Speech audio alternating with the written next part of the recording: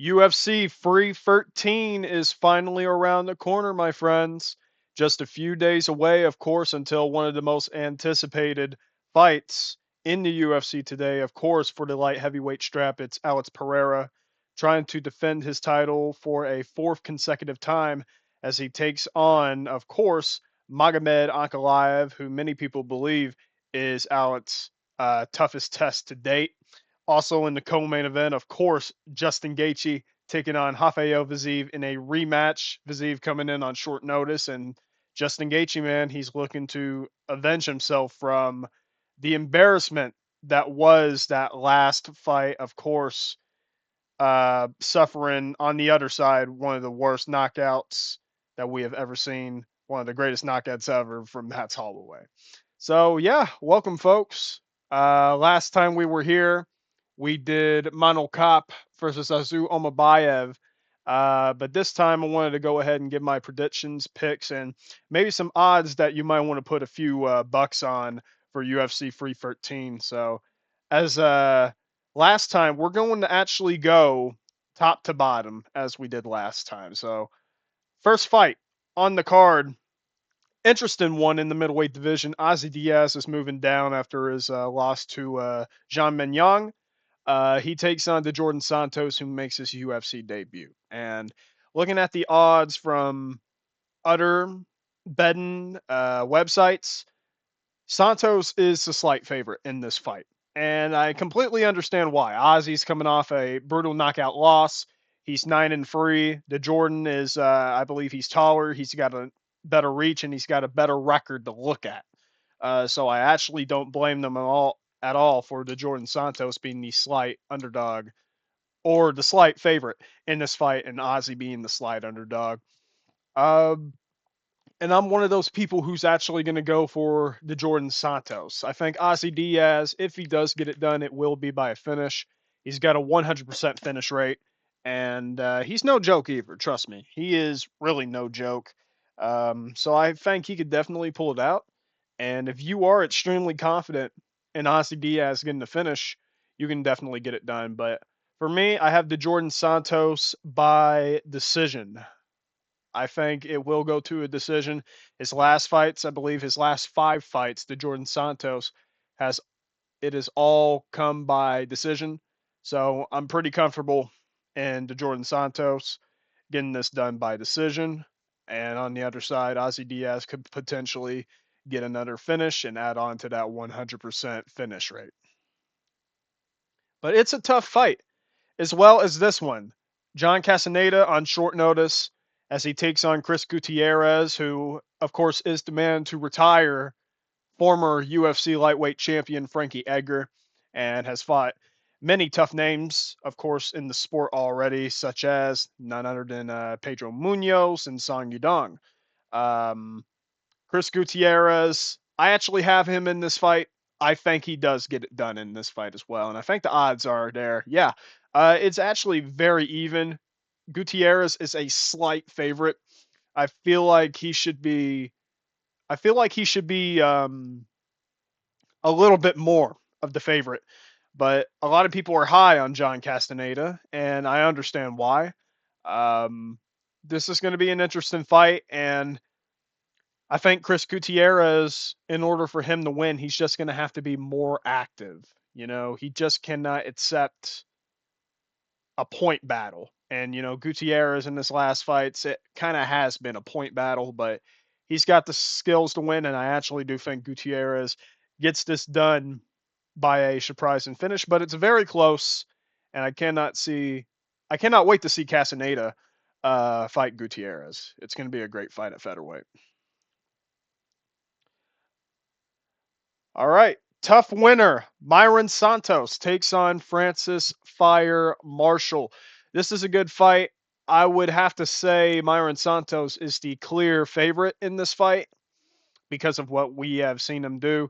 I think I'm comfortable saying Santos gets this done by unanimous decision. I think Marshall is tough and, you know, he's got great skills. Um, but do not know how he will do against the power of Santos because there's a complete difference between Marshall's last win against Dennis Buzuka and Mairon Santos, and how they really showcase their power and how crisp their striking is. It's going to be a tough fight. I cannot wait, really.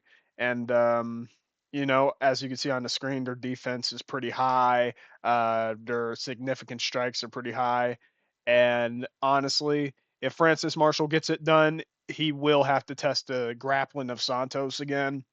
Um, Other than that, I think Santos actually gets this done with some sort of finish. It's going to be interesting to see this fight as well. And that's the early prelims. So next fight right here, and I just been picking the favorites, right? But I mean, I'm just trying to play out the matches in my head as well. And this fight right here, I believe it's the other way around.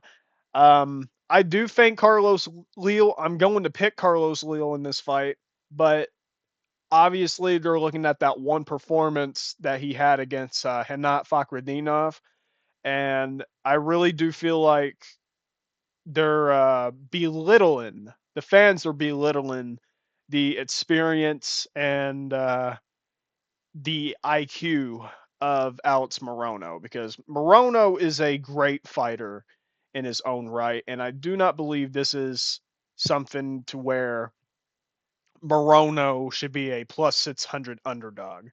Now, we have seen in the past where he has eventually he was winning a fight and then out of nowhere he just got caught. So for example, his fight against Santiago Ponzinibbio, um, that is probably the best example I can give you of Morono getting caught like that. And he has been susceptible to getting knocked out in the past, as he did in his fights with Chaos Williams, of course, the Odds Hunter, and many more. But I feel like Morono is very smart. He has great wins over Matthew Simmelsberger, Semi the Jedi. Of course, Donald Cerrone. He's been there with some of the most experienced people. And I think the experience in the octagon is really going to play a factor. Leal did good against Hanat Vakhretdinov. I thought he won the fight overall, and I think a majority of fans thought that Carlos did enough to win the fight. Um, but I feel like it would not be a bad mood at all if you actually decided to put money on the Great White, Alex Morono. Um, and if he does win this fight, I believe it will be by a decision. I don't see him finishing Carlos, but if he does, it'd probably be with a sub. But I just do not see it. Uh, at least right now, I don't see it. If Morono wins, I do feel like it's decision. But I am going with Leal, but it's not a bad pick at all, guys, to put some money on Alex Morono. So really watch out for that. And watch out for them odds, because I mean seriously, plus 600 on Alex Morono, that might be some clear money.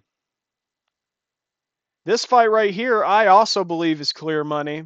But in a way, it's still taking a big chance. Armen Petrosyan is no joke. He's a very talented striker as well. Um, but obviously, he's coming off a loss, and so is Bruno Ferreira as well. Um, and possibly a fight that we did not expect him to lose. Um, but I feel like this fight right here, it's a wonderful matchmaking fight.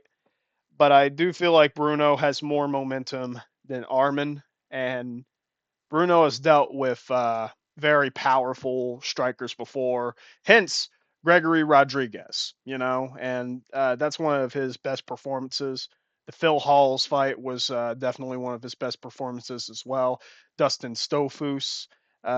Bruno is a great fighter, man, and I feel like he's going to show it against Armen Petrosyan.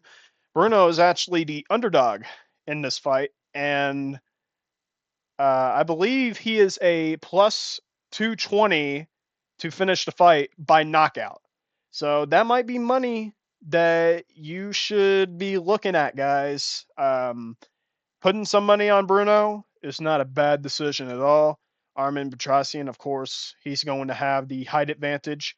But like I said, Bruno has dealt with tall opponents before, powerful, tall opponents, and I think he's going to showcase it here. I actually have Bruno by knockout, but who knows?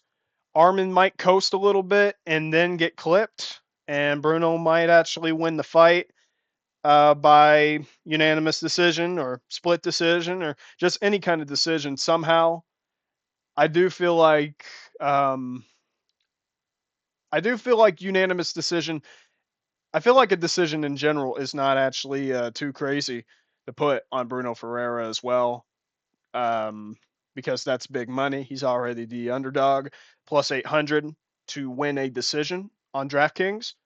Um, so Bruno Ferreira decision might be the way to go, but I'm gonna stick, and I'm gonna stick to my guns, and I'm gonna be comfortable, and I'm gonna say Bruno Ferreira gets this done by knockout, especially with Armen Petrosyan's last fight and how he got knocked out. This fight right here, fight of the night honors all over it, just like Bruno and Armen. Joshua Van taking on Rei Tsuruya. If I'm saying that right, hopefully I am. Um, but I have seen Rei before, and he had a very good fight. The unanimous decision victory, I believe. Um, and I cannot remember who that was against. I know that was not Vince Morales, but it was very much an experienced UFC fighter. It might have been Vergara, but I do not believe it was. I have to go back and look. But Rei is a very good fighter. So is Joshua Van. A lot of people are looking at this fight and they're saying, "Fuck yes, this is the fight to do." And I do believe that as well. Um, Rei is actually the underdog in this fight, and I think that's it's probably the best thing to do. I do say Joshua Van gets this done, and I'm actually picking Joshua Van for this fight. He might start off slow, and it's really just going to come down to the grappling. If Rei cannot get Joshua Van down, because Joshua Van has already showed phenomenal takedown defense in his past fights against Jalga Shumagulov, his debut. Cody Durden, I believe, one of his last fights, probably his last fight. Um, it has just always been great, and I don't think anything changes. I have Joshua Van probably by decision. I'm gonna go ahead and say decision. And finally, the header, the prelim header, Curtis Blaydes taking on Rizvan Kuniev. Um, I had to look at a bit of footage from Kuniev because this is a very obvious opportunity. You know, I mean, heavyweight only has about 30 plus people. It doesn't even have 40 heavyweights in the division, which I believe is very embarrassing with the UFC because seriously, we had names like Cain Velasquez, Randy Couture, Tim Sylvia, Andre Arlovsky in his prime, just many great heavyweights. And for some reason, most of them, it's not really well rounded. And that's not disrespect, but I mean, you know, there's just a big difference between just middleweights and heavyweights alone. Light heavyweights, of course, finding great success in heavyweight as well. But this fight right here, it's an obvious Dana White privilege opportunity for Rizvan Kuniev. One of his last fights, he defeated La Problema, of course, in the PFL, and that actually turned out to be a no contest because of him testing positive for 4 different steroids.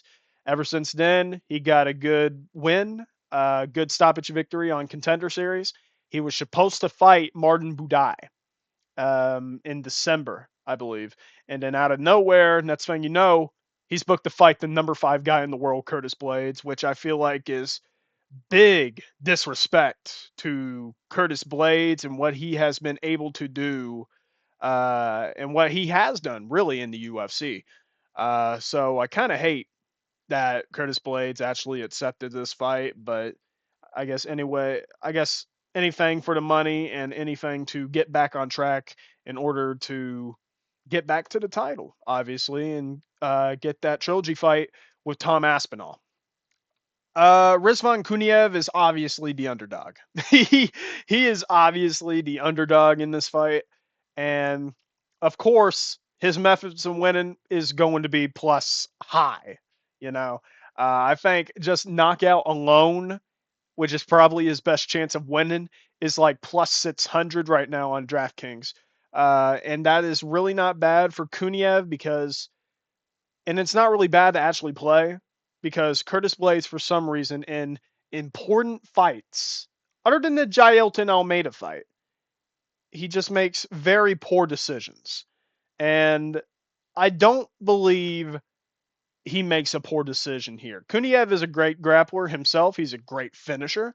But I believe this fight is probably going to look like Curtis Blaydes versus Justin Willis. I think Curtis Blaydes either gets it done with the elbows on the ground or he gets a clear unanimous decision victory. And I'm actually going to go with a decision, which is probably it's probably more than a knockout in this fight. So I'm going to go with decision for Curtis Blaydes. And with that, we go into the main card. Tough fight right here to start it off.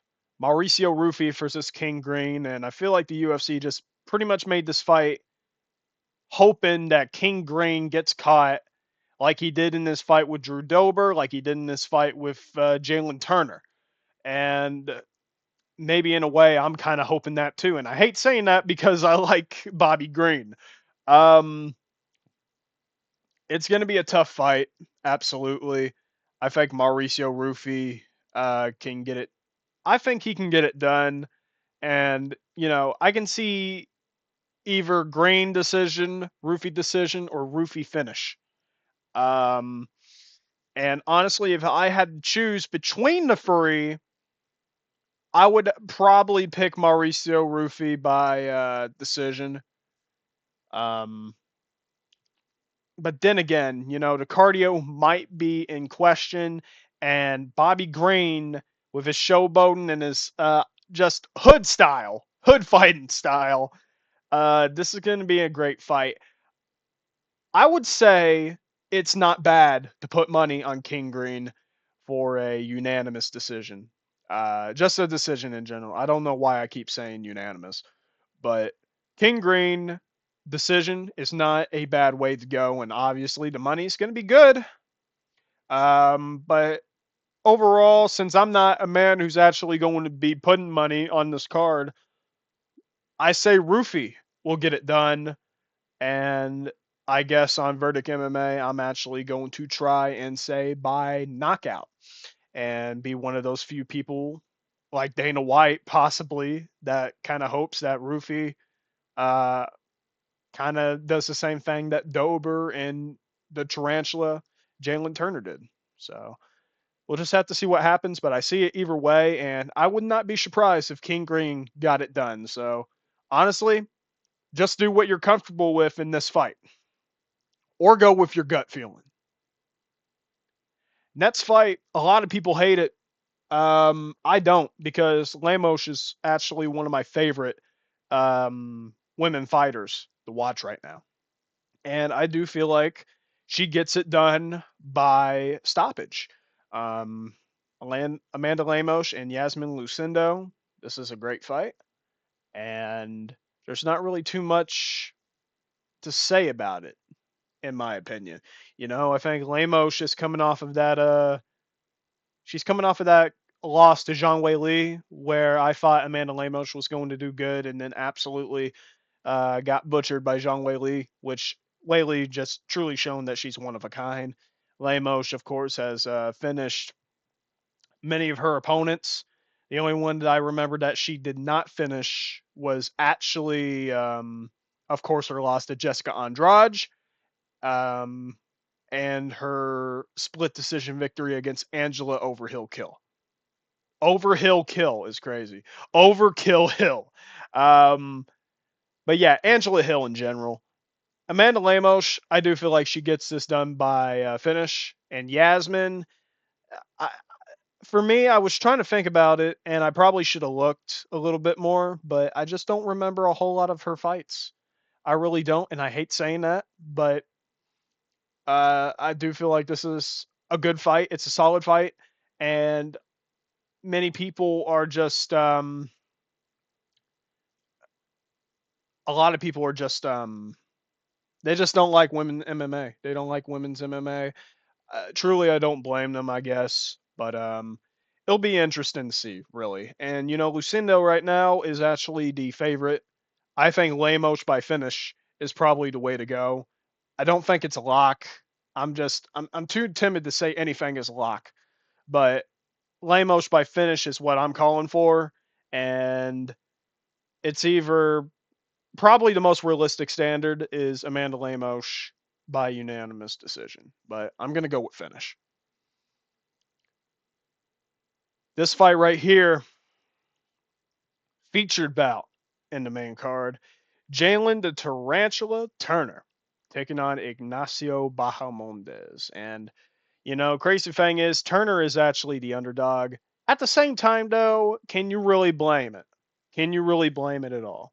Because, I mean, he's lost 3 out of his last 4. The only win being, of course, against Bobby Green. Uh, his losses being against Moicano in his last fight at UFC 300. And, of course, the split decision losses to Dan Hooker and Mateusz Gamrot. Um, but I mean, Jalin Turner, he's fought the most legit people, and I'm not going to be surprised if he just went out of nowhere and tore down Ignacio Bahamondes.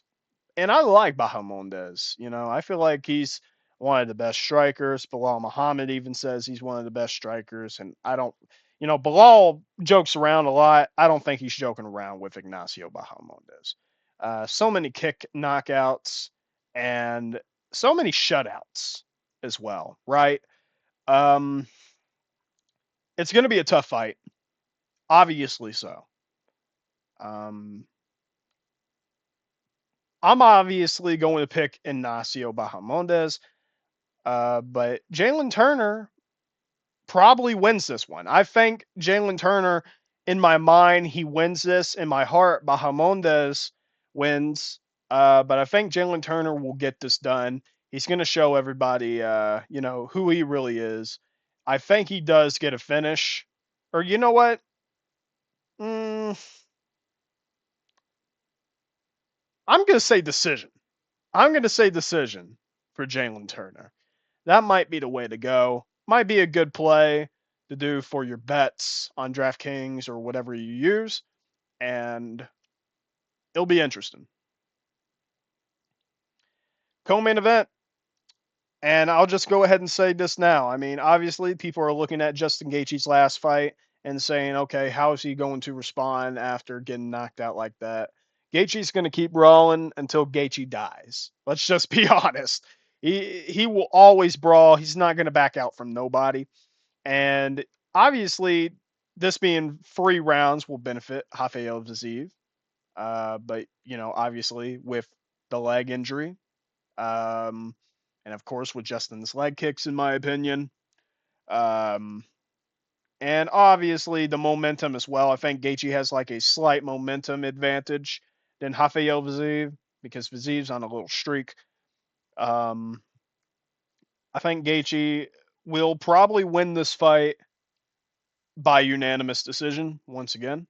Uh, well, last time it was majority. I think in general, Gaethje will get this done by decision, and the fact that he's the underdog in this fight right now is crazy to me. But I mean, in a way, I understand. But Fiziev, he's got less momentum. We don't know how his leg is going to hold up, and of course, in their last fight, Justin Gaethje actually beat Rafael Fiziev.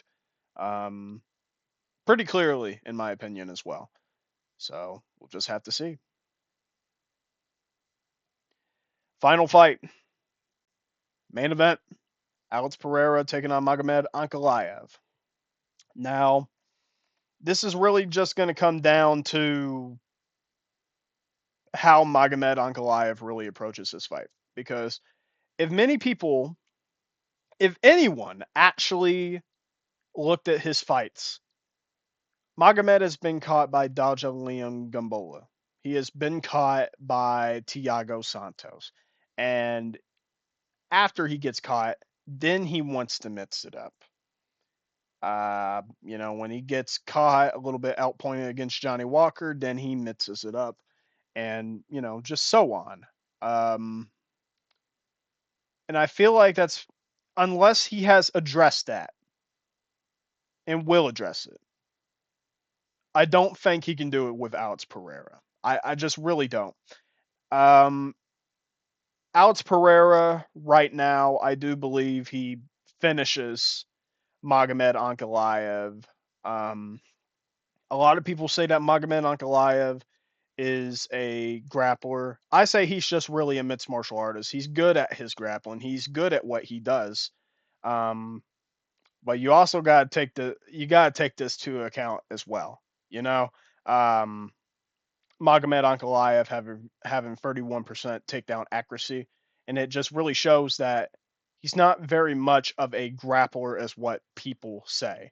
Now, of course, volume is consistent as well. You take away the fights against Jan Blachowicz alone, and that takedown accuracy is probably a lot worse than what it is already. Now, obviously, he can take down Alex Pereira. Alex Pereira has been taken down by everybody except for Sean Strickland.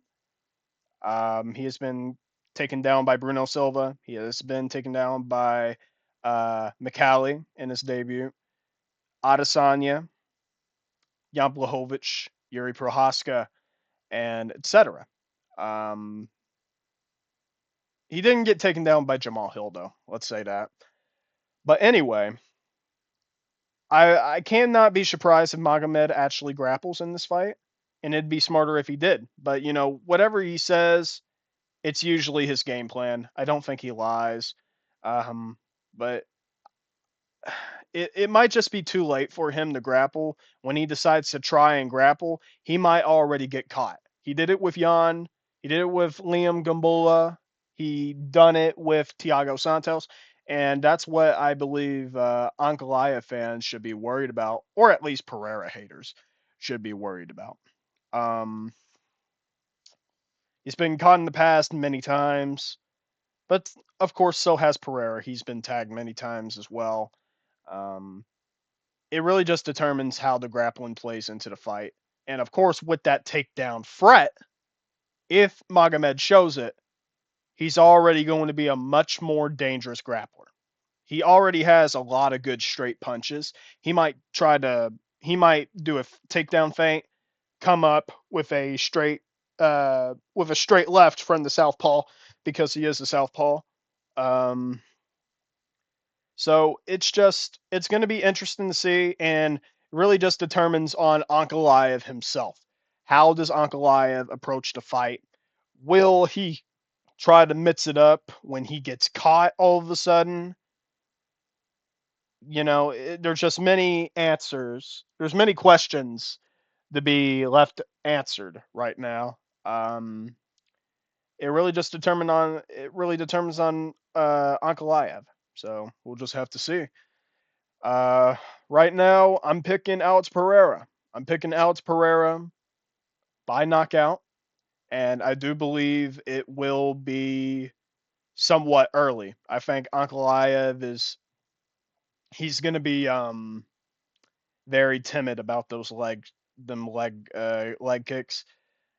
Pereira might come up on top instead. Really surprise Ankalaev, knock him out.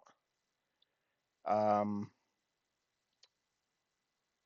I think this is going to be a guaranteed finish. I do think it's going to be interesting, but even in Magomed's last fight with Racket, I don't think he looked impressive.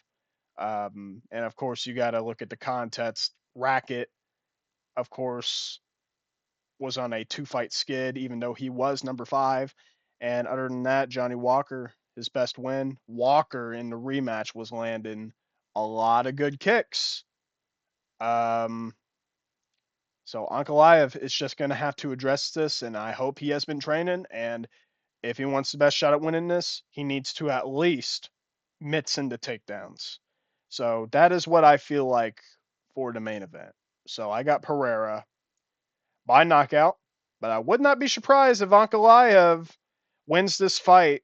You know, submission odds are looking very juicy right now for Ankalaev, and he's the slight underdog right now. So probably not the worst thing to do. All right.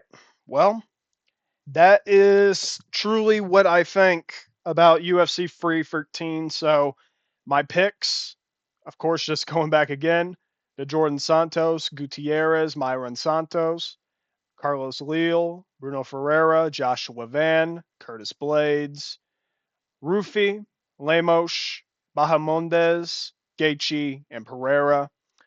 And of course, the odds to look out for is the dangerous, the heaviest underdog, Alex Morono. And of course, Bruno Ferreira is also an underdog, so you might want to look at that. And Gaethje, of course, is an underdog. Jalin Turner is an underdog, and Amanda Lemos is an underdog. So a lot of good plays, in my opinion. Even Gutierrez is the underdog. So we'll just have to see what happens, guys. And I hope you enjoy, and I hope you enjoy the UFC Free 13 event. I'm sure I will. And yeah, this is going to be interesting. So cannot wait for the main event. I like both guys. It's going to be great. And I cannot wait for whatever the next card is. So thank you guys for watching, and we will be back, of course, with some more podcast episodes and some more predictions. So we'll see you soon.